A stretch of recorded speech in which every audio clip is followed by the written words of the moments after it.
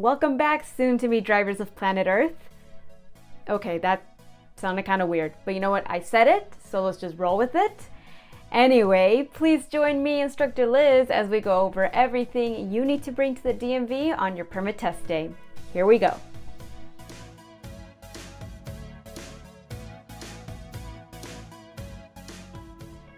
If you missed part 1 of the series, you can check out that video by clicking right here.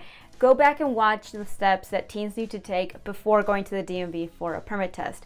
Part 1 covers making an appointment, filling out a driver's license application, and much more. Now today in part 2 of the series, we're going to provide a complete checklist of everything a teen needs to have in hand when physically walking into the DMV on the day of the test. Checklist item number 1, Certificate of Driver's Education Completion.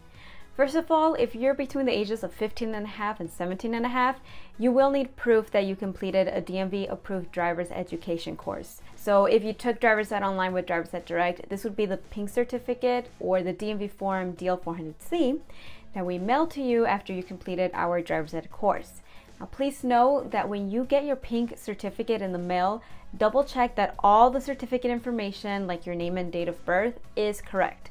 Also important, your parents or guardian will need to sign and date the certificate as well.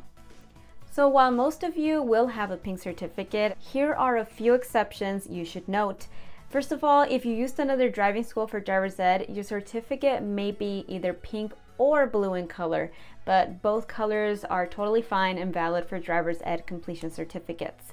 If you're enrolled in a combined classroom driver's education and driver training program, the certificate is different and called a Certificate of Enrollment in an Integrated Classroom Driver Education and Driver Training Program. Such a mouthful.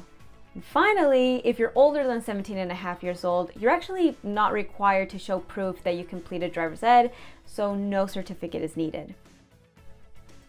Checklist item 2, Identity Document. Your identity document proves to the DMV who you are. By far the most common identity document used is an original or certified copy of a US birth certificate. Don't bring in a photocopy, they're just going to send you right back home. So either bring in the real deal or a certified copy. If you don't have a US birth certificate, the DMV will also accept the following original identity documents: a valid unexpired US passport and a valid California state ID. If you are not a US born citizen, then you must provide proof that you are a legal US resident with an acceptable identity document. Whatever identity document you use, just make sure that the name and date of birth matches the information printed on your pink driver's ed certificate. And now that you have established who you are to the DMV, you need to prove that you live in California by providing residency documents. Checklist item 3, Residency Documents. Residency documents verify that you are indeed living in California. When it comes to residency documents, the first question you need to ask yourself is, am I applying for a real ID driver's license? You know, the one that is required to fly within the US? If your answer to that is yes, then you need to provide 2 residency documents. If you're not applying for a real ID compliant driver's license and you're just getting a plain old traditional driver's license, then the only thing you need to bring is 1 residency document. So now that we have that squared away, let's discuss what residency documents the DMV will accept. Here's a list of the most common ones our students use: utility bills, bank statements, medical documents, school documents, and employment documents. There's actually over 20 different residency documents that the DMV does accept, so you can check out the link in the description below to see that complete list. Whatever documents you choose, all must list your first and last name, and the California mailing address must match the mailing address listed on the driver's license application. The application we learned about in part 1 of the series. Now, I can already guess what you're thinking. Liz, I'm 16 years old. How the heck am I supposed to have utility bills or bank statements? No worries. As a minor, if you don't have an acceptable California residency document showing your own name and address, then you will use your birth certificate to trace your relationship to a parent with an acceptable residency document. In other words, A parent's name on their utility bill or bank statement should match a parent's name on your birth certificate. Easy peasy. Now, one last pro tip, we recommend bringing 3 residency documents if you can. That way, if one of your documents turns out to be invalid, then you already have a backup residency document ready to go. Otherwise, the DMV can turn you away and then ask you to come back another date. And then finally, worth noting, unlike with identity documents, the nice thing about residency documents is that the DMV does accept photocopies for that. No original copies will be needed here. Okay, that's 3 items on our list checked off. So now let's discuss the next item, your appointment confirmation. Checklist item number 4, appointment confirmation. In part 1 of our series, we discussed a couple different options when it came to making your reservation at the DMV. You could either make a traditional DMV appointment or schedule an express experience. For both options, the DMV should provide you with a confirmation code when you're finished with your application.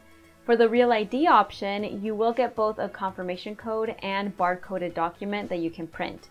Regardless of the option you choose, be sure to bring your confirmation codes with you to the DMV. A DMV field office employee can use your confirmation number to look up your application, and this will speed up the check-in process and also serve as a receipt that you do indeed have a spot reserved at the DMV. Okay, so what's our next step? Time to show the DMV some money. Checklist item number 5, application fee. Of course, the DMV isn't going to do anything for free, and the DMV office agent will be asking you to pay them an application fee in one of the following forms: cash, check, credit card, debit card, digital wallet, or money order. The driver's license application fee amount changes quite frequently, but be prepared to pay around $40 for this service. Checklist item number 6, corrective lenses. Will you need to wear glasses or contact lenses in order to drive? If so, then make sure that you take them with you to your DMV appointment, because all applicants will be required to pass a vision test by reading an eye chart. Miscellaneous checklist item, Social Security number. Years ago, they required that you physically bring your Social Security card to the DMV field office. This is no longer the case, as you now input your Social Security number on the application before you go to the DMV. However, they still may ask for your Social Security number, so make sure that you know it or you have it written down for reference. Per the DMV website, they will verify your Social Security number with the Social Security Administration while you are in the office. Along with everything learned in part 1, you are now very well equipped and ready to head to the DMV for your actual test. In our next video, part 3, we will thoroughly cover what to actually expect on test day, from walking into the DMV and checking in to actually taking the written test. Anyway, we'll be seeing you soon, so sit tight and stay safe out there.